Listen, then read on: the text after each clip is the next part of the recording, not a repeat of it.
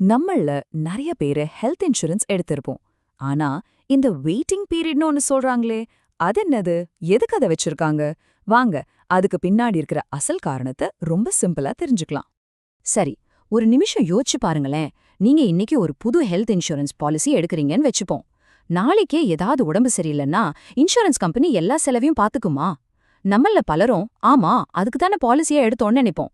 ஆனா நிஜம் அதுவா? அதுதான் இல்ல. ஆச்சரியமா இருக்குல்ல? உண்மை என்னன்னா, பெரும்பாலான நோய்களுக்கு பதில் இல்லைதான். அட, பாலிசி எடுத்த உடனேயே எல்லா செலவுக்கும் கிளைம் பண்ண முடியாது.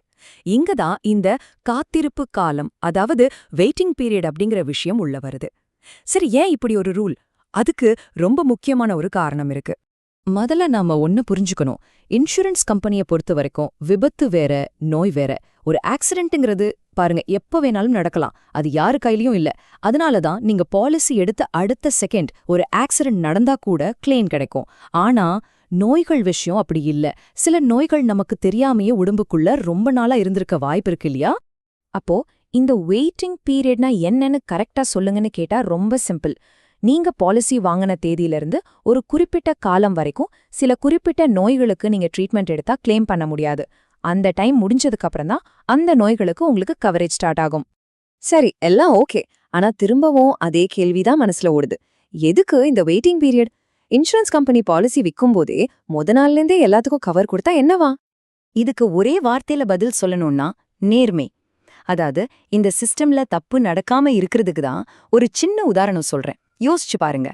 ஒருத்தருக்கு நாளைக்கு ஒரு பெரிய ஆபரேஷன் பண்ணணும்னு இன்னைக்கு தெரிய வருது.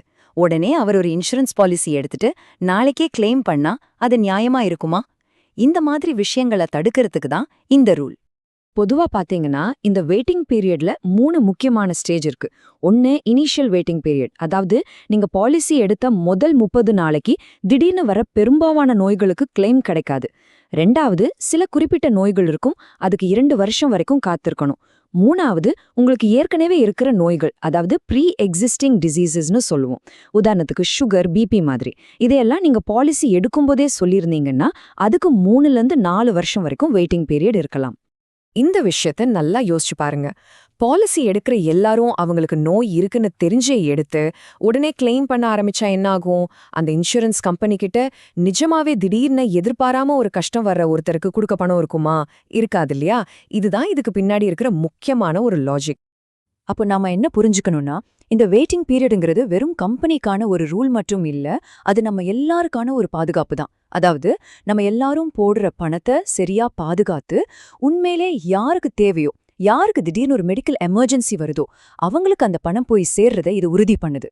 சோ கடைசியா இந்த ஒரு கேள்வியோட இந்த விஷயத்த முடிச்சுக்கலாம். உங்க பாலிசில நேர்மையோட பங்கு என்ன? பாருங்க, இந்த முழு இன்சூரன்ஸ் சிஸ்டமும் நம்பிக்கை, நேர்மை இது மேலதான் இயங்கிட்டு இருக்கு. நாம நம்ம உடல்நிலைய பத்தி நேர்மையா சொல்லும்போது இந்த சிஸ்டத்தை நாமளும் சேர்ந்து பாதுகாக்கிறோம். இத பத்தி நீங்க என்ன நினைக்கிறீங்க? கொஞ்சம் யோசிச்சு பாருங்க.